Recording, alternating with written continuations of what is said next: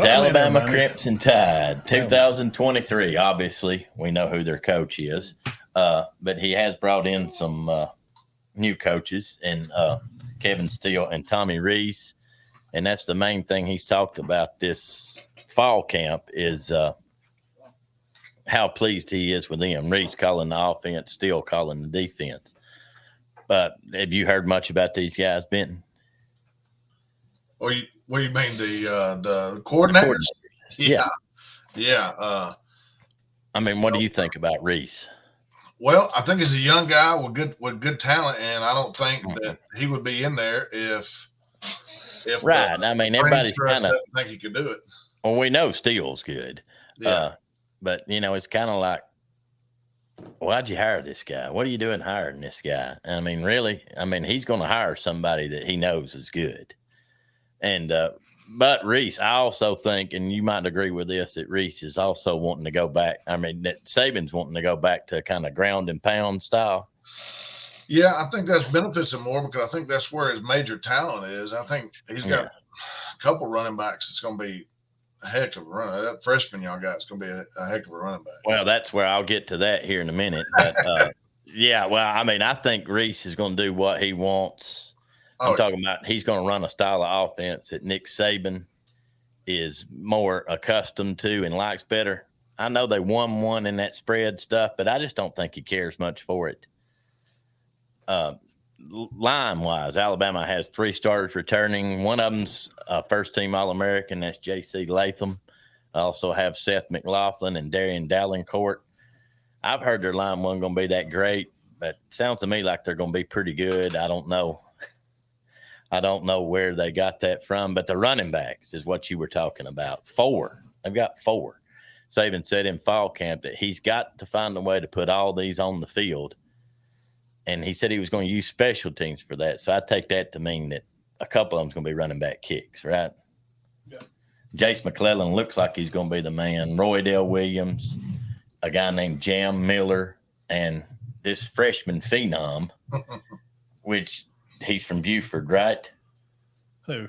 Haynes. Haynes. Yes. Justice Haynes. Yeah, Justice. Yeah. But Saban's pretty much said, now all 4 of them's not going to play. It's going to be 3 of them. But which 3 is it going to be? Right now, consensus is it's going to be McClellan, Roydell Williams, and Haynes. And a lot of people are predicting Haynes to be the main man by the end of the year.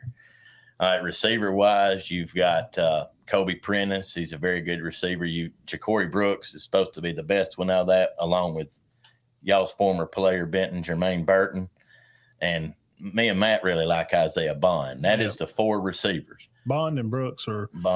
Brooks is the type of guy, it's time for him to have a year to have a breakout time. Yeah. This is the year that he needs to, because he dropped a pass in one of the big games. Yeah, he did. And it cost us a game. Pretty much, it may have been the Tennessee game or LSU game, but it's time to step up. And, at some point in time, we cannot keep saying, well, he's young. He's a young player. These guys come out of high school from these camps. They play ball all the time. I know. This is not 1987 where guys just, they work the pig wiggle and they play football on Friday nights. It's not that. These kids play ball all the time. All the time. It's time to grow. It's time to be ready. Right. Somebody's got to, and so we need leadership. I'm looking for some type of leader to stand out, and I think that's what Saban's waiting on, quarterback-wise. Right. Somebody to win, God dang, just take it. Right? We're just going to give it to Milton or to Milroe. We're going to give it to him. But somebody needs to come take it. Ty, if you want it, we can't just give it to you. If you ain't going to come up here and challenge him, then I guess we're going to start him. Right. Well, that's the problem. Now, we've talked about the line, pretty good. Running backs, absolutely loaded. Receivers, better than average. Yeah. We have no idea who this quarterback's going to be, and he won't say a word. He said something on his press conference. He said that he will let you know when the cake's ready to be taken out of the oven. Exactly what he said. I personally think it's going to be Milroe. People now in the state are chirping, and it's going to be Simpson. I think it's going to be Milroe because he can run so well. But he makes bad decisions. He does make some bad decisions. And Saban don't like that. I've seen him jerk players. We've seen him jerk Tua. We've seen him jerk Jalen. He don't like that. And when he starts turning that ball over, he'll put the hook out there on him. Because he knows that'll cost you a football game. You cannot give the other team the football back. And he's just. Well, have you heard anything, Benton? I mean, I don't hear much about Buckner at all, to be honest. No, nothing. I think it's going to come down between Milroe and Simpson. I've not heard anything about Buckner. Buckner's just there. He may be the starter, though. No, he just came to help learn the other players, his offensive. He played for Reese. Right. So what better guy to come? Hey, transfer down here to Bama. We're going to have you all set up. You'll have steak and champagne every day. You're at Alabama, man. It's one of the nicest institutions around. You don't finish your degree up and help me be a on field, be a grad assistant. Maybe Buckner wants to be a coach. This will be a good way for him to return and be a GA and help these two learn the offense because he knows it. Right. He knows what Reese is going to expect. So you don't think Buckner's even going to be in the mix? No. Okay. Not at all. Well, we don't have any idea. And Benton, like you said earlier, we got backs. They've got good backs. They've got good receivers. But until this quarterback problem's solved, if it is a problem, we don't know. Whoever it is may be unbelievable. We don't know. Well, we're the line's good. They are good up front. I'm a little scratchy on some of their defensive middle guys. They're three. Now their ends. Who was the two ends? What? Well, they're loaded on defense. Turner and I always forget the other guy's name. Well, it's Turner's outside backer. Yeah, Turner and Buckner, or the Simpson guy. No, you got Oboigby. Yeah, that's a hard one to say. Oboigby defensively. Yeah. I'll get into defense. Defensively, okay, I thought you done did. Okay, sorry. No, I've got Jaheim Otis. Okay. He's great. He started last year. Tim Smith played a lot last year, and Justin Oboigby all played a lot last year. So they got plenty of experience on the D line. Linebacker is the question mark. You got Dallas Turner, who's all conference. Yeah. Kind of like a Will Anderson, wouldn't you agree? Yeah, I really like him. I'm telling you, I'm telling you guys. Yeah. He's going to be that rush. Yes. We call him an end. They call him a outside jack linebacker. Yeah, OLBs or jack. And you got a guy named Tresman Marshall, come from Georgia. He's expected to start. Good player. He's a good player. He is expected to start. There's a guy named Jaheed Campbell going to push for playing time. Chris Braswell's going to push for playing time. Chris Braswell. Yeah, I like him. But the one they're sold on, the middle linebacker, Deontay Lawson. They've just sold completely out on him. He's great. Saban's even called him out and said he just gets better every day. So this week at practice, he's bragging on him already. And, when we went to the spring game, we had read something where they said, this guy's amazing. So you got a D line that's experienced. You've got a great outside linebacker in Turner. And supposedly we've got an amazing Alabama. I got to quit saying has a great middle linebacker. Well, those safeties and corners are it'll be hard to score on if Steele can get this defense lined up, okay, get them lined up in the right spot. It's about personnel and it's about timing. And when you play teams like Tennessee, and I'm not trying to be cliche or funny about. Well, all he does is so let me just say that up front. All he does is what Heupel does. Pretty simple if you're just not stupid. Like I'm smart. I'm not trying to insinuate that. But it's just Gus Malzahn 2.0. He just hurries. Tennessee uses guys like Squirrel to bring in motion to set a linebacker to see if he's coming or going, if they're playing man or if they're in the zone. And he hurries and he puts people in matchup situation problems. And Goldman had a terrible time with trying to match up people. Well, a lot of people had trouble matching up Tennessee. Yeah. Florida probably matched up with them better. Now go back and watch that game. That game was close most of the game.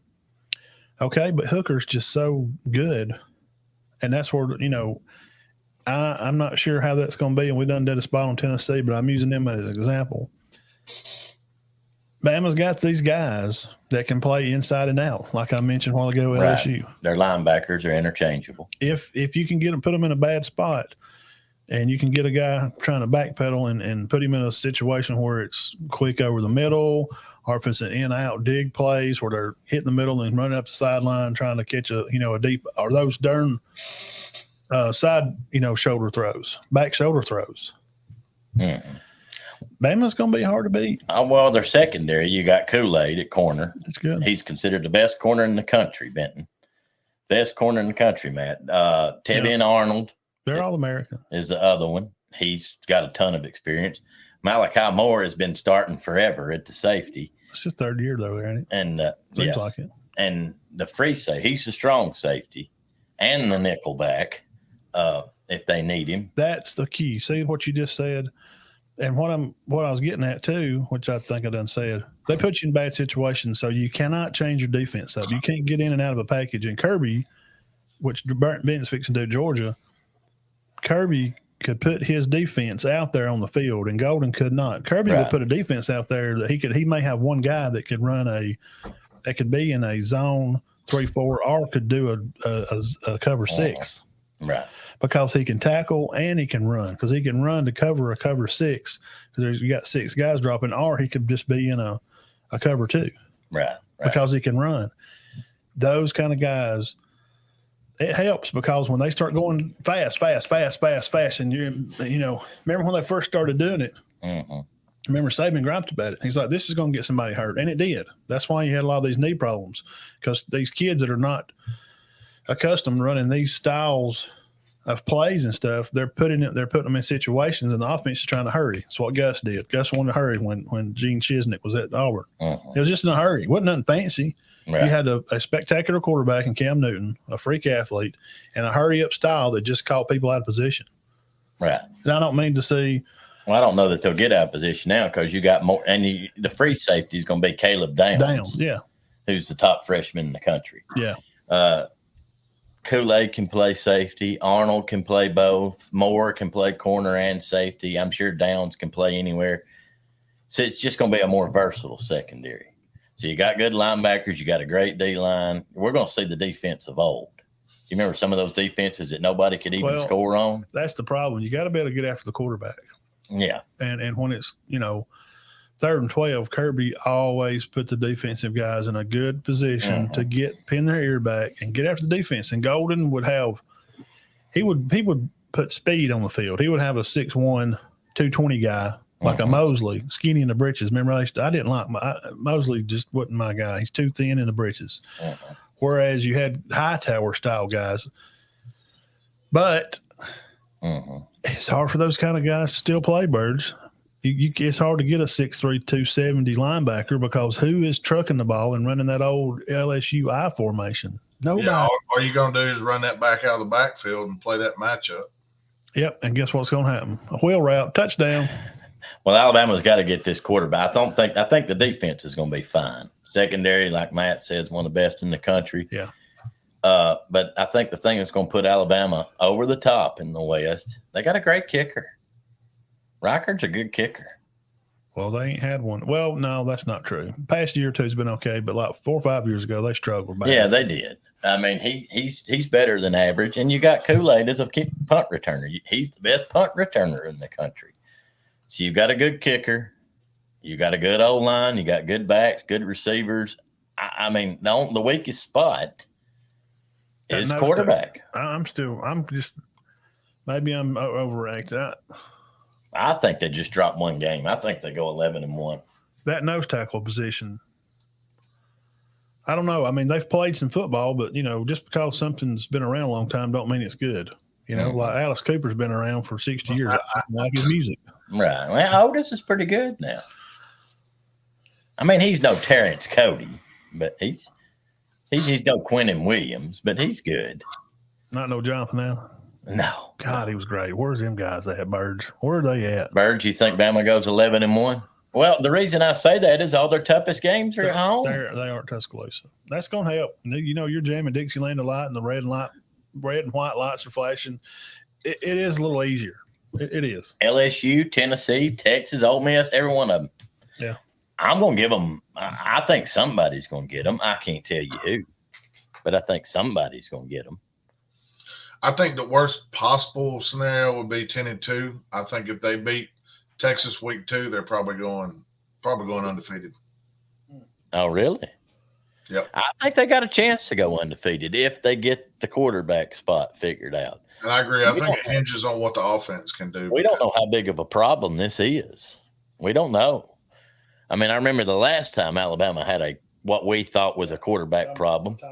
It was Jake Coker, and he did fantastic, and they won it. Well, and the year before, the big problem was Blake Sims. I just rewatched some of that season the other day on the highlights. He did great.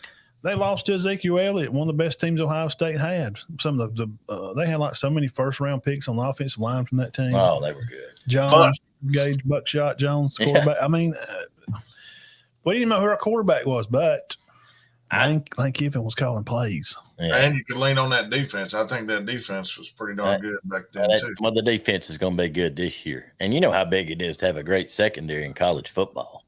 Yeah. So I'm just going to predict – I'm predicting 11-1, win the West. I don't know.